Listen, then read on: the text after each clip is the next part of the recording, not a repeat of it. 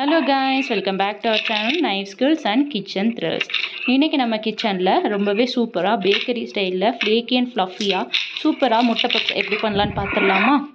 இது பண்ணுறதுக்கு பவுல் எடுத்துக்கோங்க. பவுலில் 2 கப் அளவுக்கு மைதா ஆட் பண்ணியிருக்கேன். அதாவது 250 கிராம்ஸ் ஆஃப் மைதா எடுத்திருக்கேன். இந்த மைதாக்கு தேவையான அளவுக்கு சால்ட் ஆட் பண்ணிவிட்டு வாட்டர் ஆட் பண்ணி நீங்கள் சப்பாத்தி மாவு எப்படி பிசைவீங்களோ அந்த அளவுக்கு பிசைஞ்சுக்கோங்க. ஃபஸ்ட்டு கொஞ்சம் வாட்டரியாக இருக்கிற மாதிரி இருக்கும், ஆனால் அழுத்தம் கொடுத்து பிசைய நல்லா சாஃப்டாக வந்துடும். இப்போ எனக்கு இந்த அளவுக்கு கிடச்சிருக்கு. இதை வந்து நான் 4 பங்காக பிரித்து எடுக்க போகிறேன். ஃபஸ்ட்டு ஒரு பங்காக பிரித்து எடுத்துகிட்டு அதை நல்லா நம்ம கையை வச்சு நீட் பண்ணி விட்டிங்க அப்படின்னா இன்னுமே சாஃப்டாக கிடைக்கும். அதுக்கப்புறம் இதை நான் 2ஆக பிரிச்சுக்க போகிறேன். 2ஆக பிரிச்சுட்டு சப்பாத்தி கல் வச்சு நம்ம தேய்ச்சி எடுத்துடலாம். ஃபஸ்ட்டு கொஞ்சம் ஒட்டுற மாதிரி இருக்கும். மைதா மாவு டஸ்ட் பண்ணிவிட்டு தேய்ச்சிங்க அப்படின்னா நமக்கு ஒட்டாது, சப்பாத்தி கல்லில் ஒட்டாமல் சூப்பராக வரும்.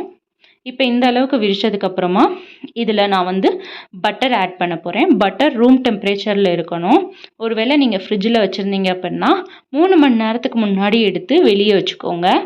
பட்டர் எடுத்து இந்த மாதிரி அப்ளை பண்ணி விட்டுக்கோங்க. பட்டர் நிறையா அப்ளை பண்ணிக்கோங்க. நீங்கள் எந்த அளவுக்கு பட்டர் அப்ளை பண்ணுறீங்களோ அந்த அளவுக்கு உங்களோட பப்ஸ் வந்து சூப்பராக இருக்கும். அதே மாதிரி 250 கிராம்ஸ் ஆஃப் மைதா எடுத்திருக்கோம். அதுக்கு வந்து எனக்கு 125லேருந்து 130 கிராம் அளவுக்கு பட்டர் தேவைப்பட்டுச்சு. பட்டர் அப்ளை பண்ணிவிட்டு அதில் கொஞ்சமாக மைதா மாவு டஸ்ட் பண்ணி வச்சுக்கோங்க. இதே மாதிரி 4 பங்கையும் பண்ணிக்கோங்க. 4 பங்குலேருந்து 1 பங்கு எடுத்து நான் மேலே வச்சிடுறேன். மேலே வச்சு விரிச்சு விட்டுக்கோங்க. அதில் மறுபடியும் பட்டர் அப்ளை பண்ணிக்கோங்க. பட்டர் அப்ளை பண்ணிவிட்டு மைதா மாவு டஸ்ட் பண்ணிக்கோங்க. மைதா மாவு டஸ்ட் பண்ணிவிட்டு நம்ம இதை ஃபோல்ட் பண்ணி எடுத்துடலாம். நான் வீடியோவில் காமிச்சிருக்கேன்ல அதே மாதிரி ஃபோல்ட் பண்ணி எடுத்துக்கோங்க. வெளியே இருக்கிறத எடுத்து உள்ளே விடணும். அந்த மாதிரி ஃபோல்ட் பண்ணிக்கோங்க. 4 சைட்ஸுமே ஃபோல்ட் பண்ணிக்கோங்க. ஃபஸ்ட்டு உங்களுக்கு ஒட்டுற மாதிரி இருக்கும், ஆனால் நீங்கள் பொறுமையாக எடுக்கணும். எடுத்துட்டு நீங்கள் ஃபோல்ட் பண்ணுற எல்லா சைட்ஸ்லேயுமே பட்டர் அப்ளை பண்ணிக்கணும். இப்போ 4 சைட்ஸையுமே நம்ம வந்து ஃபோல்ட் பண்ணி எடுத்தாச்சு. இப்போ இந்த ஷேப்பில் நமக்கு கிடைக்கும். பாருங்கள், நம்மளோட மாவு வந்து இந்த அளவுக்கு தான் இருக்குது. இப்போ இதை வந்து நம்ம ரெஸ்ட் விட போகிறோம். ஒரு பவுலில் மாற்றி வச்சுக்கலாம். இந்த மாவை பவுலில் மாற்றிட்டு நம்ம ஃப்ரிட்ஜில் செட் பண்ணுறதுக்காக ஒரு 1 hour வச்சிடலாம். ஃப்ரிட்ஜில் 1 hourக்கு செட் ஆகட்டும். இப்போ 1 hourக்கு அப்புறம் நம்ம பார்க்கலாம். நம்மளோட மாவு இந்த அளவுக்கு ரெடியாகி இருக்குது. திரும்பியும் நம்ம விரிச்சு விட போகிறோம். ஃபஸ்ட்டு பண்ணோம்ல அதே மாதிரி தான், ஆனால் இந்த டைம் பண்ணும்போது நம்மளோட ஃபுல் ப்ரெஷரையும் கொடுத்து விரிச்சு விடாமல் லைட்டாக தான் விரிச்சு விடணும். ஏன் அப்படின்னா ஃபுல் ப்ரெஷரையும் கொடுத்துட்டோம் அப்படின்னா நம்மளோட லேயர்ஸ் எல்லாமே வந்து அமுங்கி போயிடும். விரிச்சு விட்டதுக்கப்புறமா அகெயின் பட்டர் அப்ளை பண்ணி அதில் மைதா மாவு டஸ்ட் பண்ணி திரும்பியும் ஃபோல்ட் பண்ணி எடுத்துக்கணும். ஃபஸ்ட் எப்படி ஃபோல்ட் பண்ணோம் அதே மாதிரி ஃபோல்ட் பண்ணிவிட்டு ஈச் அண்ட் எவ்ரி சைட்லேயும் நம்ம வந்து பட்டர் அப்ளை பண்ணி எடுத்துக்கணும். ஒவ்வொரு எட்ஜஸ்லேயும் இந்த மாதிரி பட்டர் அப்ளை பண்ணி நீங்கள் ஃபோல்ட் பண்ணி திரும்பியும் விரிச்சு விட்டிங்க அப்படின்னா நம்ம பேக் பண்ணும்போது நம்மளோட பப்ஸ் வந்து நல்லா எலும்பி வரும். அதே மாதிரி லேயராகவும் நமக்கு கிடைக்கும். இப்போ இந்த அளவுக்கு இருக்குது. இதே ப்ராசஸை ஒரு 2 to 3 டைம்ஸ் வந்து நீங்கள் பண்ணிக்கோங்க. இப்போ நம்ம மசாலாஸ் முட்டை மசாலா இருக்கும்ல அதுக்கு மசாலா ரெடி பண்ணிக்கலாம். இதுக்கு 4 முட்டையை வேக வச்சு எடுத்துக்கிறேன். அதுக்கப்புறமா ஒரு கடாய் வச்சு கடாய் ஹீட் ஆனோடனே எண்ணெய் சேர்த்துட்டு கொஞ்சமாக சோம்பு ஆட் பண்ணிக்கோங்க. சோம்பு ஆட் பண்ணிவிட்டு பெரிய வெங்காயம் தின்னாக ஸ்லைஸ் பண்ணி ஆட் பண்ணிக்கோங்க.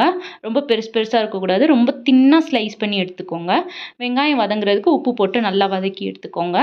இப்போ வெங்காயம் இந்த அளவுக்கு வதங்கினதுக்கப்புறமா இஞ்சி பூண்டு பேஸ்ட்டு சேர்த்துக்கோங்க. இஞ்சி பூண்டு பேஸ்ட்டோட பச்சை வாசனை போகணும், அந்த அளவுக்கு நல்லா வதக்கி எடுத்துக்கோங்க.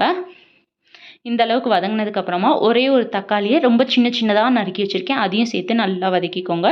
தக்காளி ஆப்ஷனல் தான், உங்களுக்கு வேண்டான்னா நீங்கள் விட்டுறலாம்.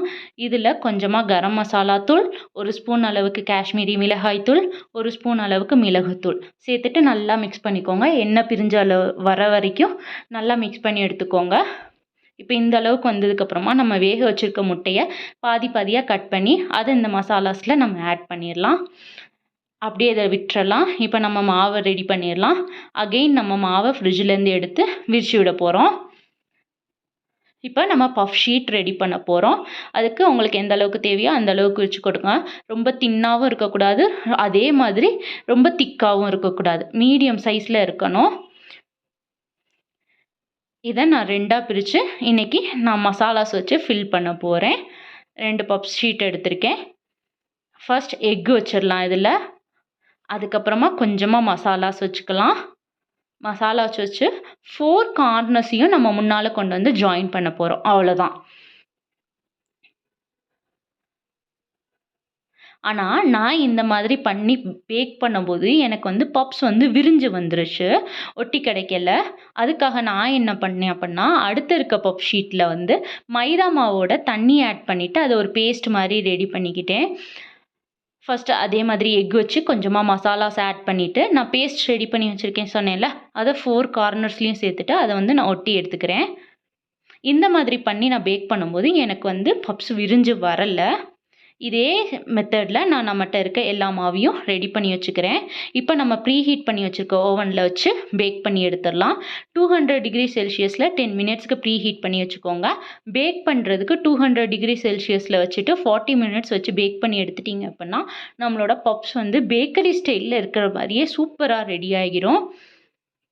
இதெல்லாம் பண்ணுறதுக்கு நான் போய் கடையில் 10 ரூபா கொடுத்து பப்ஸே வாங்கி சாப்பிட்ருவேன்னு தோணும். ஆனால் செஞ்சு பாருங்கள், கண்டிப்பாக ஒர்த்தாக தான் இருக்கும். அப்படியே உங்களோட ஃபீட்பேக்கை கமெண்ட் செக்ஷனில் சொல்கிறதுக்கு மறந்துடாதீங்க. இந்த வீடியோ யூஸ்ஃபுல்லாக இருக்குன்னு நினச்சிங்கன்னா உங்கள் ஃப்ரெண்ட்ஸ் அண்ட் ஃபேமிலிஸ்க்கு ஷேர் பண்ணிவிட்டு கூடவே சப்ஸ்கிரைப் பண்ணிவிட்டு பெல் ஐக்கானை கிளிக் பண்ணி ஆல்ன்ற ஆப்ஷனை கொடுத்து வச்சுக்கோங்க.